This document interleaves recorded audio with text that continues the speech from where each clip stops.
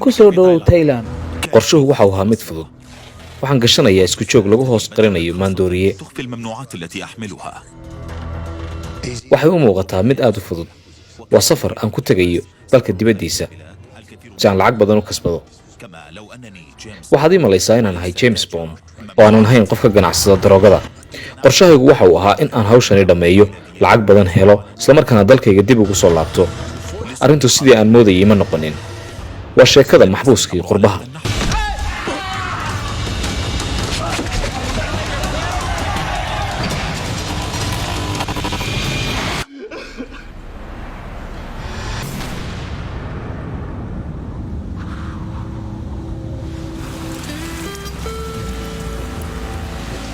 sanadkii 1993 waxay daadaydu ahayd 29 jir waxaan ka ganacsan jiray iibka gawaarida xitaa markii aan ahaa 16 jir aad ayaan ugu fiicnaa ka ganacsiga gawaarida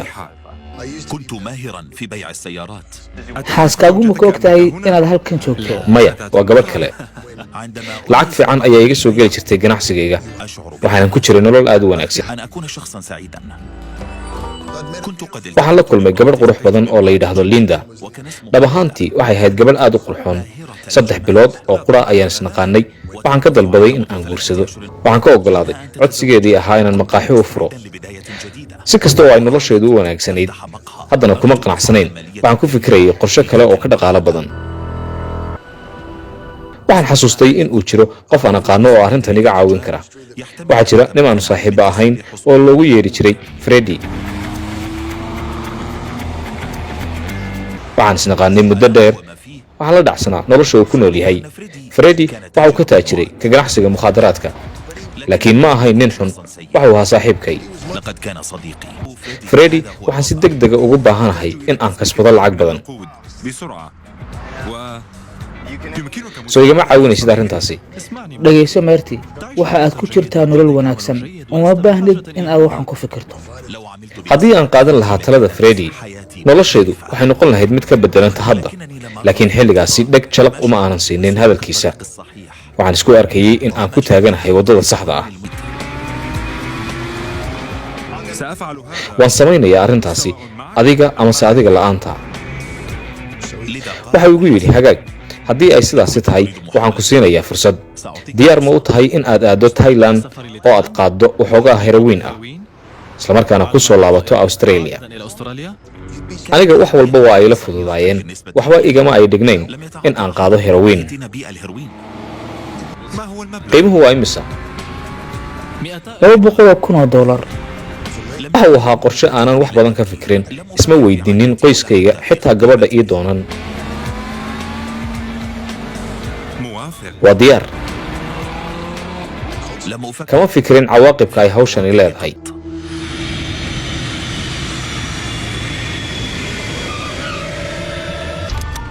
kusoo dhawow Thailand. mahadsanid way jireen meelo yaryar oo aan u safray laakiin weligay ma arag meel halkan la mid ah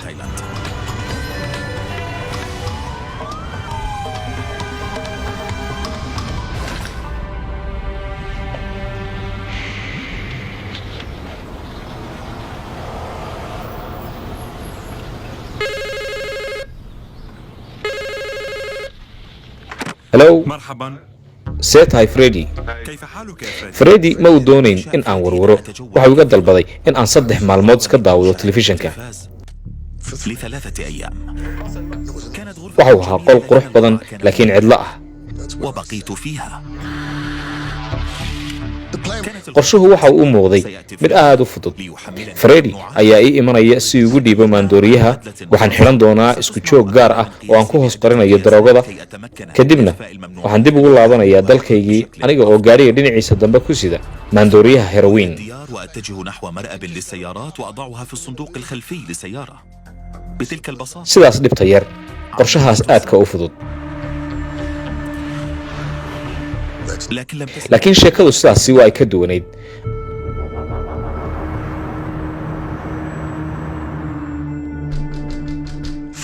ugu dambayn waxaan maqlay in albaabka la garaacayo markii aan furay waxaan arkay in uu yahay Freddy مرحبا Freddy see tahay أهلا Freddy waxa uu sariirta ku dul tuuray boorso waxaa ku jiray alaab yaryar oo isku wada duuduuban. waxa uu ka soo saaray 13 xidhmo oo darooga ah. waad kaftamaysaa, maaniga ayaa waxaan oo dhan qaadi kara. meel aan ku qaado ma u haya marka hore. waa uu soo fiiriyey waxaanuu igu yidhi, dhegayso, waxa aan si fudud ugu xidhaynaa laabtaada, waanay dhib yar tahay. shaqadu way bilaabantay. xabad xabad ayaa laygu xidhay. si adag ayuu iigu geejiyey xadhigga. waxa uu xanuujiyey runtii. maandooriyaha laabteeda ku xidhan waxay ugu dhejinayaa naqaska mararka qaar.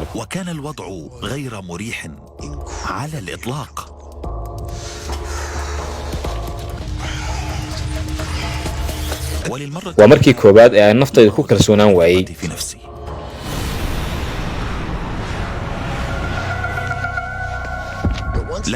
laakiin markii aan xidhay isku joogga waxaan dareemay waxoogaa fudayd ah. waxa uu ahaa isku joog igu dheggan oo aan laga dareemi karin waxa aan ku hoos qarinayo. way qarsoontay herowiintii, laakiin weli waa ay dhibaysaa.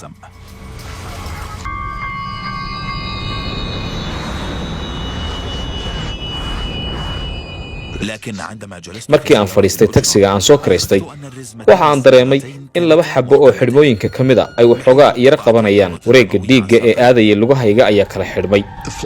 safarka diyaaradda ee Bangkok iyo Sydney wuxuu qaadanayaa 7 saacadood iyo badh, laakiin 10 daqiiqo oo keliya oo aan saarnaa tagsiga ayaa lugahaygu ay halis galeen. runtii waxay ahayd arrin halis ah. waxa i dhibayay istaagga. xanuun daran ayaan ka dareemayay kubka. naqaska ayaa igu taagnaa. dhididna waa iga socday. markii aan kor u qaaday boorsadii ee aan miisaanka saaray si aan miisaanka u duldhigo waxaan jidhkayga ka dareemay waxoogaa sanqara. waa sidii warqad oo kale. waxaad mooddaa in laf ay i jabtay, laakiin cidna isma dareensiinin. لكن من غير المسموح لي إظهار أي ردة فعل. waxaan ku jiray xaalad aad u adag runtii. waxaan dib uga soo dhacay wakhtigii caadiga ahaa. waxaan imid iyada oo dadkii ay diyaaradda fuuleen. kadib waxaan u jihaystay dhinaca albaabka baadhista. waxaa yaalla miisaanka wax lagu baadho. waardiyayaashu ma fiirinayaan cid kale oo aan aniga ahayn. socodka ayaa i dhibaya, laakiin ma jiro qorshe kale oo aan ahayn inaan socdo.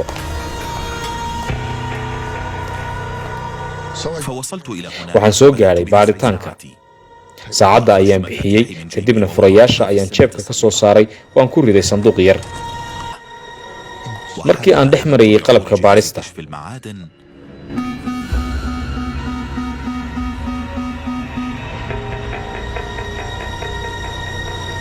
waardiyuhu waxa uu imariyey birta yar ee wax lagu baadho.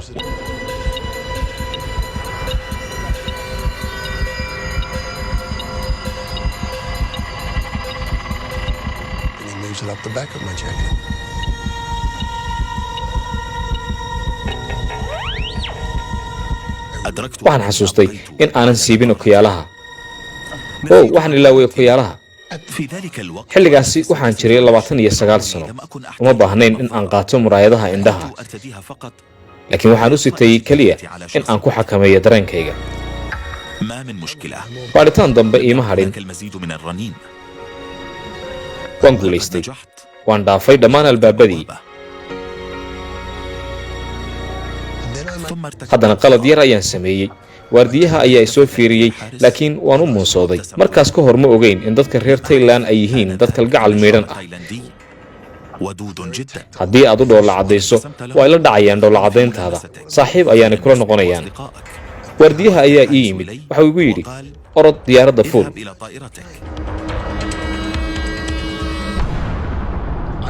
maan dareemin taabashada waardiyaha, maxaa yeelay aniga ima taabanin. waxa uu taabtay xidhmo herowiin ah.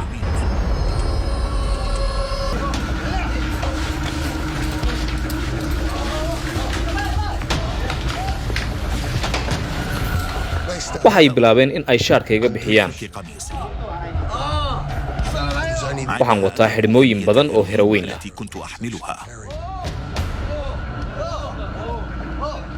waa ay kala boobayeen iyaga oo qaylinaya.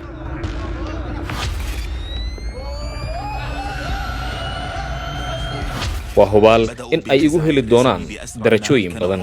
فقط ليروا مدى كبر جائزتهم. maandooriyaha aan watay markii la qiyaasay waxa uu noqday 4 kiloogaraam iyo 700 oo garaam. waxaan ogaaday in aanan meelna ku fakan karin. kadibna dhammaantood waa iiga baxeen. mar qura ayaan ku war helay aniga oo keligay fadhiya oo hortayda ay taallo herawiin miisaanka dushiisa. waxaan ogaaday in aanay jirin meel loo baxsado. waxaan ogaaday in noloshaydu ay soo dhammaatay. ma jiri doono qorshe dambe oo aan lacag ku sameeyo ama aan ku guulaysto. wax dambe ma jiraan wixii hadda ka dambeeya. wax walba waa ay dhammaadeen daqiiqadaasi. waxaan ka fikirayaa wax waajibigu ah inaan sameeyo.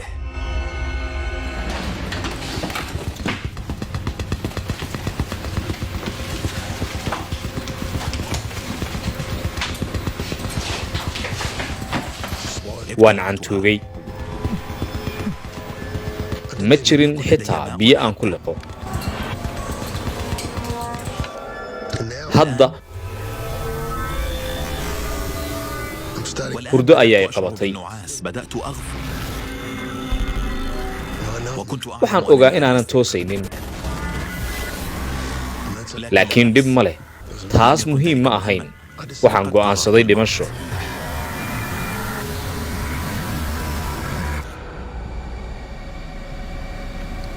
هل أنت نائم؟ هيا. waardiyayaashu waxay go'aansadeen in la gaadhay xilligii lay geyn lahaa booliska.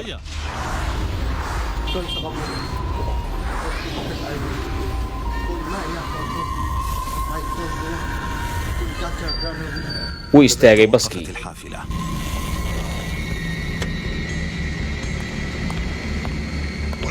mid ka mida askarta ayaa furay albaab yar oo gaadhiga ka mid ah.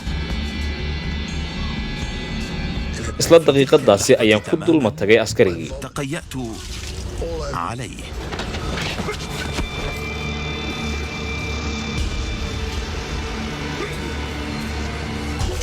si dirqiya ayaan u neefsanayay. waxaan ma tagayaa herawiin.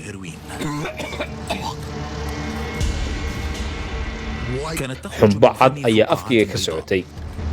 kadibna waxaa gadaashayda soo istaagay ninkii aan ku dulma tagay. waxaan sugayay in uu i garaaco. laakiin dhabarka ayaa uu iga taabtay si ugu laabqaboojiyo. waxa ugu yidhi ha warwarin, wax walba waa ay hagaagayaan. xilligaasi waa aan yara degay.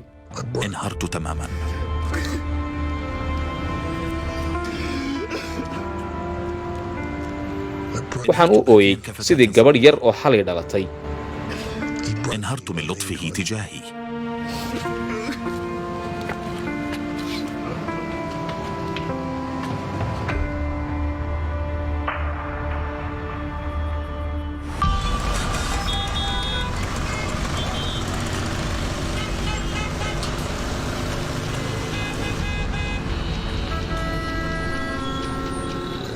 waxaan saaranahay dhinaca dambe ee gaadhiga. qoryaha askartuna dhankayga ayaa ay u soo jeedaan. laakiin bar saac kadib waxaan hor istaagnay albaab weyn oo xadiid ka samaysan. maan garanaynin meesha aan soo gaadhnay.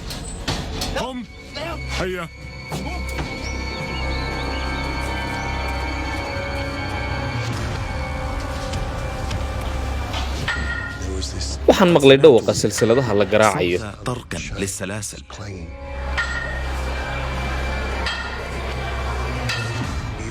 waxay lugaha maxaabiista ku garaacayaan silsilado waaweyn. waxaan ka fikiray kuwa ay yihiin nooca dambiilayaasha ee silsiladaha lagaga jabiyo lugaha. in aan ogaado ayaan rabay.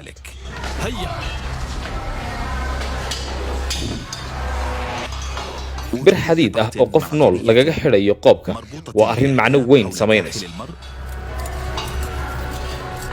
كان أمرا محطما للمعنويات تماما. أستراليا lama ogola in xoolaha xitaa sidan oo kale loo xidho. waxaan ku idhi intee in leeg ayay silsiladan iigu xidhnaan doontaa? 2 sano. waxaan u maleeyey in uu kaftamayo laakiin ma kaftamaynin intaasi kadib way bilaabantay hawshii waxay ahaayeen kuwo qaylinaya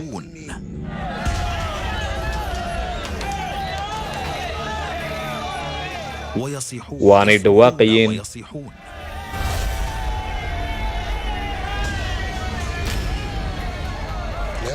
waxaan dareemay cabsi tirada dadku faraha ayay ka badnayd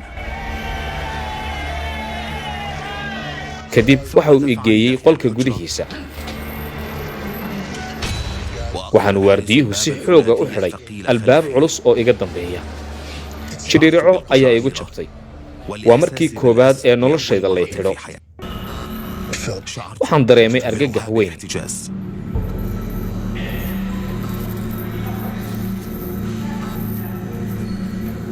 meesha keliya ee ugu faalalsan ee qolka aad ka heli karto waa inta yar ee u dhaxaysa lugaha maxaabiista sibirka waxaa ka buuxa wax kasta oo jidhkaaga waxyeelayn kara sannado badanna aan kaa go'ayn maan arag meel ka foolxun halkaasi urta ka soo baxaysa ma aha mid aad rumaysan karto كنت محاطا بعدد هائل من الغرباء sidee ayaan ugu noolaan karaa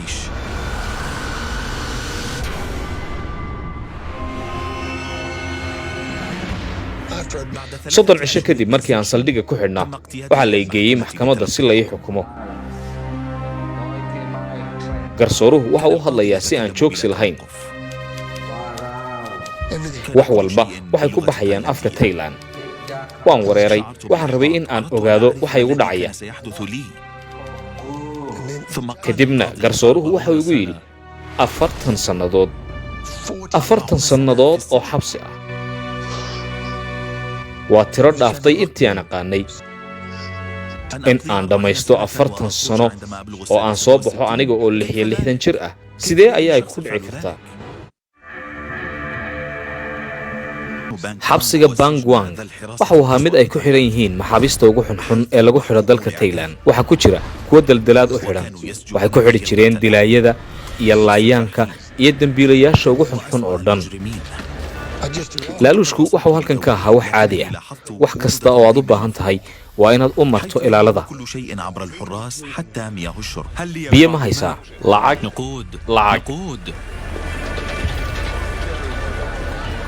waxa kaliya ee aan haystay xilligaasi waxa uu ahaa beer kaba ah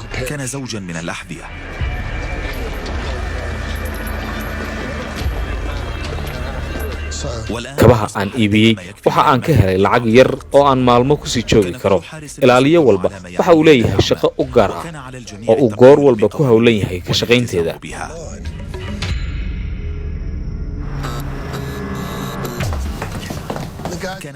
ilaaliyayaashu waxa ay raacaan nidaamyo degdeg ah marka ay fulinayaan awaamiirta loo soo dhiibay maalin maalmaha ka mid ah waxaa dabaqa sare soo fuulay askar ay tiradoodu aad u badan tahay mid ka mida maxaabiista ayaa ay ku eedaynayeen in maanduuriye uu xabsiga soo geliyey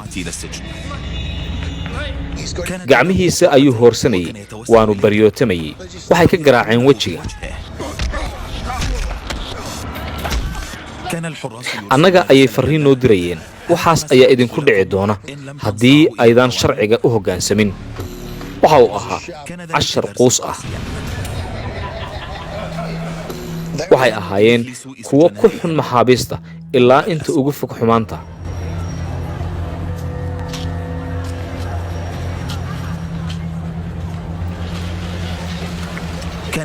qorshahaygu waxa uu ahaa in aan helo wadiiqo kasta oo aan iyaga kula xidhiidhi karo xilligaasi kuma hadli jirin afka Thailand waxbana igama bilownayn kabanka ayaan garaaci jiray muusikadu waxa ay gudbisaa farriimo aanay luuqaddu gudbin karin taasina waa ay shaqaysay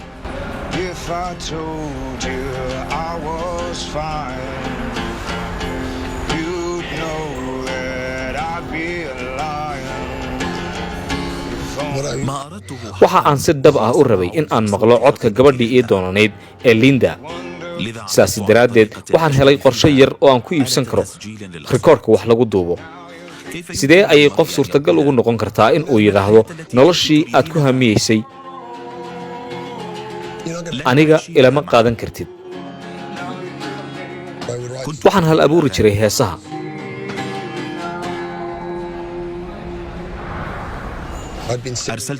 mar ayaan cajalad u diray laakiin wax jawaaba kama helin. laakiin maalin maalmaha ka mid ah ayaa waxaa ii soo galay waardiyaha waxaana igu yidhi, tan lama ogola, laakiin hal mar ayaan kuu fasaxayaa.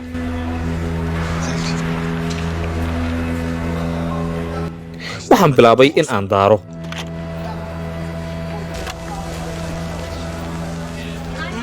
ستاي مرتي وحرجيني عيني فرينتني أشكرك على الأشرطة وكاك مهد أليني عجلدي وكيلي صهاقة وابقى إيجابيا لا يمكنني وحرجيني عين النفط درياليس. waxaan xasuustaa in aan ooyayey marka aan dhagaysanayay codka gabadha iyo doonan. waxaan ku mashquulsanahay shaqada hooyada ayaan la hadlay way ku soo salaamaysay.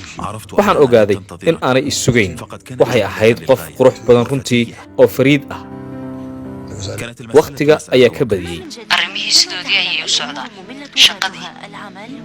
waxay ii sheegtay in ay heshay qof ay nolosha wada qaadanayaan. laakiin waxaan ogaa inay wax walba hagaagayaan. nabadgelyo.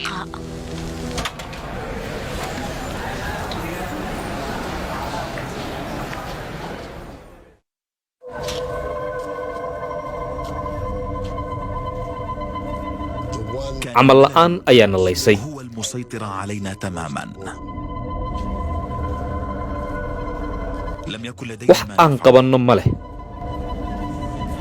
كنت أجلس على waxaan ku fadhiyey kursi waxaanan ka fikirayay in noloshaydu ay halkan ku dhammaanayso.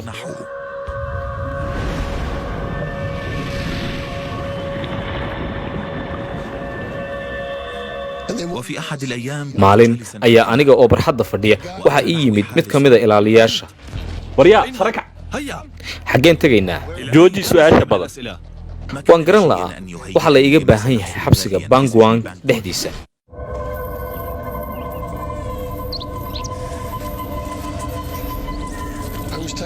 waxa uu ii kaxeeyey dhinaca hore. durbadiiba waa goobtii hore ka duwan. مختلفا كان هادئا. waa meel deggan, waa meel aan la malaysan karin. waxaan dhex qaaday beer ubaxyo miidhan ah. بالزهور. waxaa yaalla miis dheer oo kuwa cuntada ah oo ay hareero fadhiyaan koox maxaabiis ah oo qowmiyado kala duwan u dhashay. وكانوا يأكلون waxay cunayeen hilib shiilan. waxa u adeegayay mudalab. يخدمهم. waxay ahayd meel si ah. soo fadhiiso.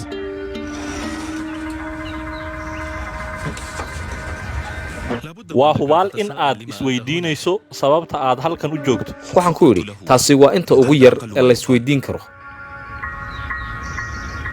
waxaa muuqatay in ay maqleen heesta aan u qoray gabadhii ii doonanayd. waxay dhaheen hal mar noogu tuur. نود سماعها.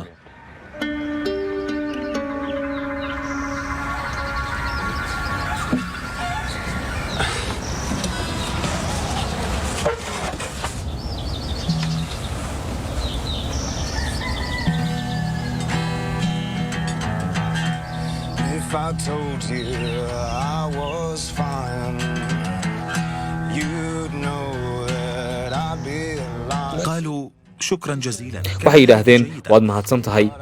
waxay ahayd hees wanaagsan. kadibna mid iyaga ka mida ayaa yidhi, waxaan moodayay inaad og tahay waxa aan halkan ka samaynayno. waxaa jirta waddo keliya oo u oggolaanaysa in ay sidan u noolaadaan. waa hubaal in ay yihiin kuwa ka ganacsada xashiishadda. waxay weydiiyeen in aan xidhiir la leeyahay dunida daroogada ee Australia. lama hadal Freddy, mana haysan qaab aan isaga kula xidhiiri karo. saasi daraaddeed waxba kuma biirin karo iyaga shaqadooda. آسف. maya waan ka xumahay. لم أكن أكثر من ذلك. waxaan ogaaday in haddii aan u baahanahay la shaqayntooda in ay jirto qaab kale oo aan iyaga ku anfici karo. waa shaqo kale oo ah iibinta xashiishadda. في المبيعات الآن. كانت هذه المجموعة kooxdani waxay ahaayeen kuwa maandooriyayaasha ka iibiya maxaabiista ajaanibka ah ee ku xihan xabsiyada Thailand. ilaalada ayaa u oggolayd arrintani maxaa yeelay waxa ay ku dawaqin jireen lacag cidda ka badan.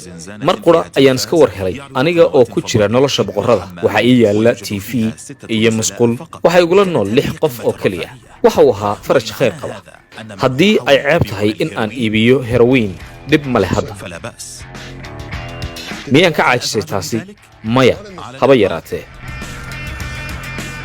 جميعنا هنا dhammaantayo waxaan nahay dembiilayaal in hawshan la fuliyaa ma ahayn mid adag sababtoo ah waxa aannu qaadannay xeerarka قوانين في الأمر. taasi waxay ahayd shaqo macaash badan sannado badan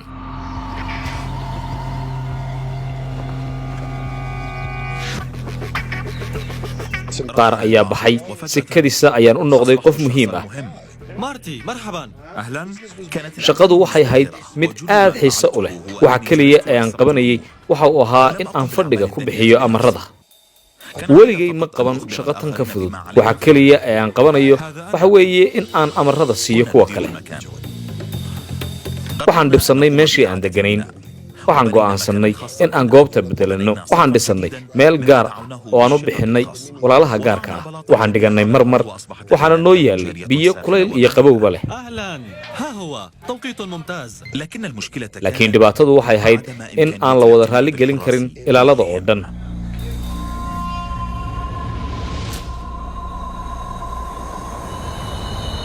maalin maalmaha ka mid ah ayaa waxa si kadis ah balo meel aan la aqoon ka timid ay burburisay dhammaanba wixii oo dhan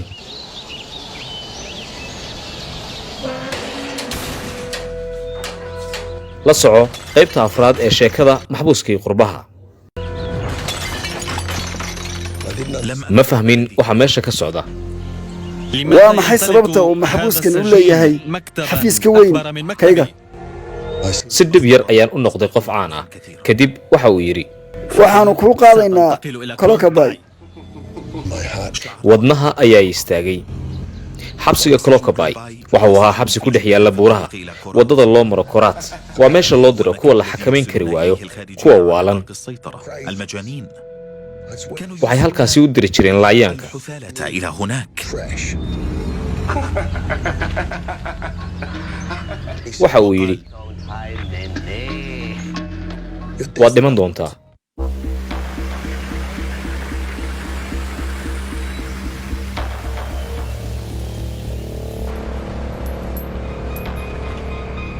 way ka fursan weyday in mar kale laygu jabiyo silsilado 10 sano ayaan ku qaatay in aan wax kala dabaro oo aan howlaha qorsheeyo laakiin hadda waa xadhi kale إلى الصفر ثانية.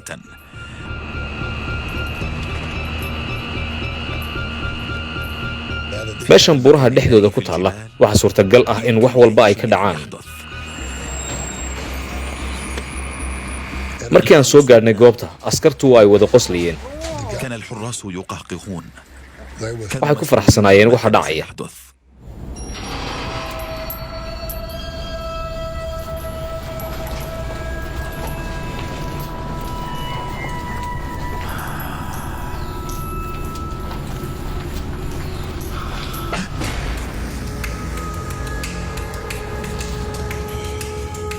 waxaan isha ku dhuftay wejiyada qaar ka mid a maxaabiista oo aad mooddo in mar la cadaabay waxaan weydiiyey kuwani kuwa ay yihiin waxaa lai sheegay in ay yihiin sumaraayi هو مدمن. waa dembiile loogu talagalay inuu halkan ku dhinto اكتسب وسيموت قبل خروجه من السجن. saasi daraaddeed inta uu xabsiga ku jiro waxa uu samayn karaa wax walba ما يطلب منه haddii ay noqoto inuu cid dilo ama uu wax kala sameeyo أو أي شيء آخر. waxaan ogaaday in ay waajib igu tahay in aan difaaco naftayda maalin walba inta aan joogo meeshan cusub waxaan ogaaday in aan layga baahnayn isdhiibid maba ay fogayn sheekadu طويلا. waxaan ku jiray musqul aan albaab lahayn looma baahnayn in ay albaab yeelato durbadiiba ninkii igu dhowaa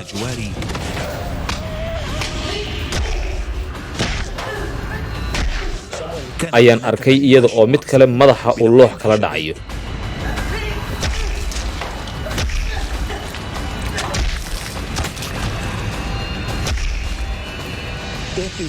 dhimashadu waa shay orod gaaban oo yaayaqsi ah si dhib yar naftu kuma baxdo waxaan maqlay iyaga oo ku qaylinaya waa qof kuldamay isla wakhtigaasi ayaan arkay iyaga oo dhinacayga u soo socda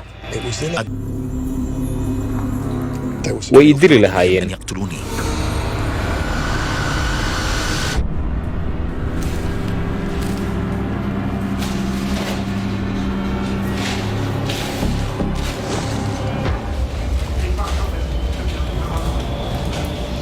waxay ahayd argagax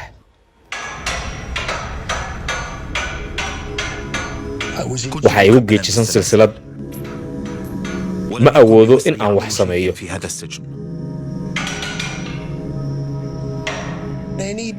waxaa suurtagal ah in ay ii dilaan maalin walba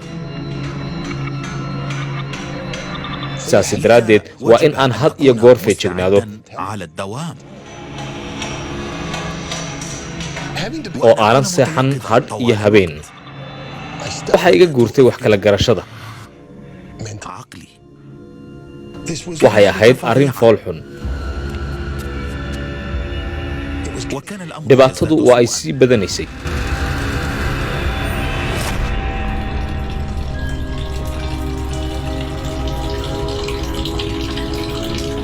hal kale ma jirin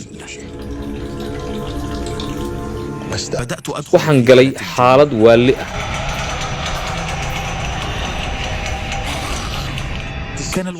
waxay ahayd waalli dhab ah waan waashay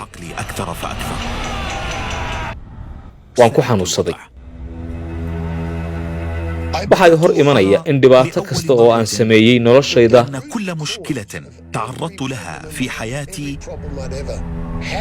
in aan aniga lahaa sababteeda waxaan maleeyey in ay tahay gef la iga jarayo maxaa ka fiican in aan ku dhinto halkan xabsigan kada ee ku yaalla Thailand wax fiican baad samaysay saaxiib waxaan doorbiday in aan soo afjaro nolosha waxaan bilaabay cunto ka soon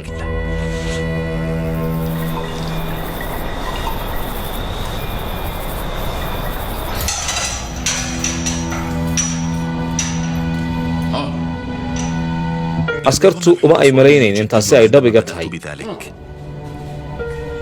laakiin arrintu waxay ahayd go'aan dhab ah waxaan qaatay go'aan waxaan ogaa in aan fulinayo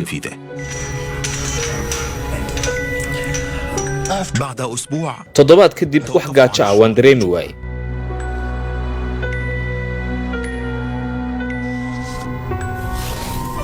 saddex toddobaad kadib maalin kasta waxaa iga dhacayay 1 kilograam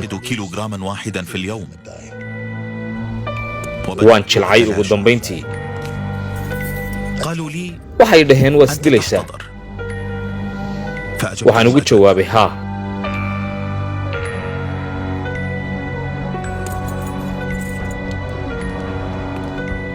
waxaan qaatay go'aan ah in aan dhimanayo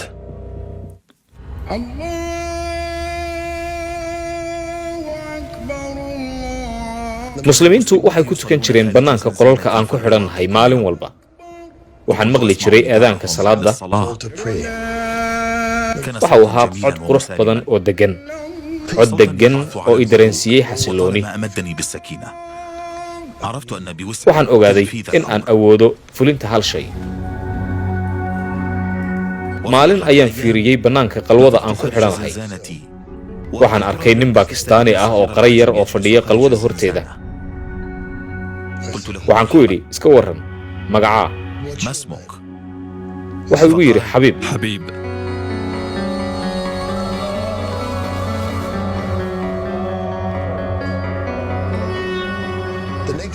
maalintii labaad ayaa uu xabiib igu soo noqday isaga oo ii sida joog yar oo ku jiro maraq hindi waxaan ku idhi waad mahadsan tahay anigu waan dhimanayaa waxa uu dhahay suurtagal kuma aha taas waxaan ku idhi wax maxay ah yaa tahay adigu marka aad ii sheegayso waxa aan samaynayo waxa uu igu yidhi aniga ma aha ee waa ilaahay suurtagal kuma aha waan xanaaqay waanan iska eriyey idhaafa adiga iyo warkaaguba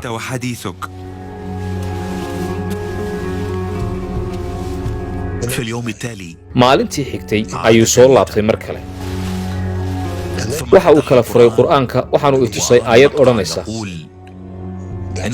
qofna ma dili karo naftiisa xaqna uma laha taasi xabiib waxa uu igu dul akhrin jiray wax badan oo badan waxaan bilaabay in aan u dheg raariciyo xabiib maalin walba waa uu iiman jiray mar walba waxa uu ku celcelin jiray xaq uma lihid in aad sidan samayso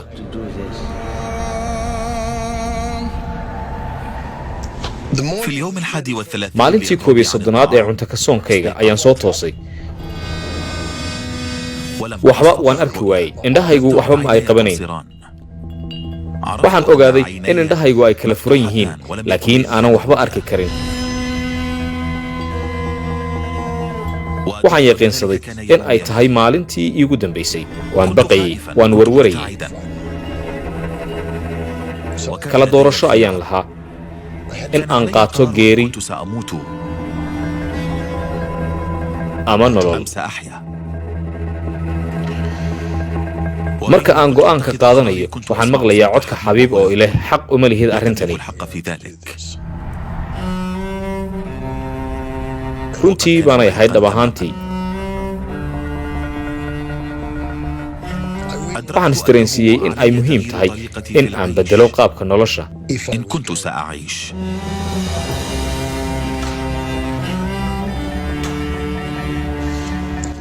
waxa aan go'aansaday in aan beddelo qorshihii hore oo aan qaato islaamka واعتناق الإسلام.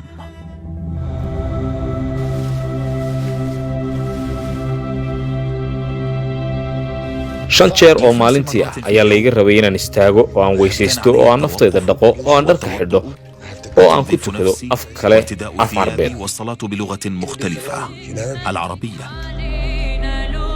markii ugu horraysay noloshayda ayaan dareemay qayb degganaanshaha ka mid ah الاستقرار. go'aankaasi aan qaatay waxa uu beddelay wax walba غير كل شيء. waxaan ogaaday in gidaarada aan ku dhex xiranahay aanay noloshayda xakamayn karin موجودة لتحجزني داخلها. laakiin waxay ahayd mid igu xidhay caalamka dibadda ilaa aan si saxa u fikiray بشكل صحيح. waxaa laga yaabaa in ay ahayd fursad aanan noloshayda hore ugu fikirin بعين الاعتبار سابقا. bishii disembar 2011 ayaa martin garnet waxaa lagu daray maxaabiis uu cafiyey boqorka taylan 2015 waa la sii daayey martin waxaa loo diiwaan geliyey australiyaankii muddada ugu dheer ku xidhnaa xabsi qalaad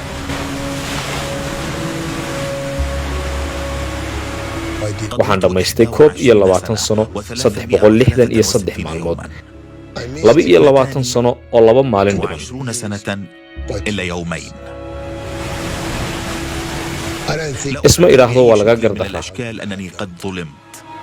maxaa yeelay 10 sano iguma filnaan lahayn ما كانت لتكفي. waxaan helay fursad aan ku abuurtay nolol farxad leh nolol miradhal leh waxaa laga yaabaa in aan sameeyey wax wanaagsan oo wanaag aan ka dhaxlay أورثه من بعدي. laakiin waxaa jira hal shay oo qura مؤكد. ma noqon doono dembiile weligay oo dambe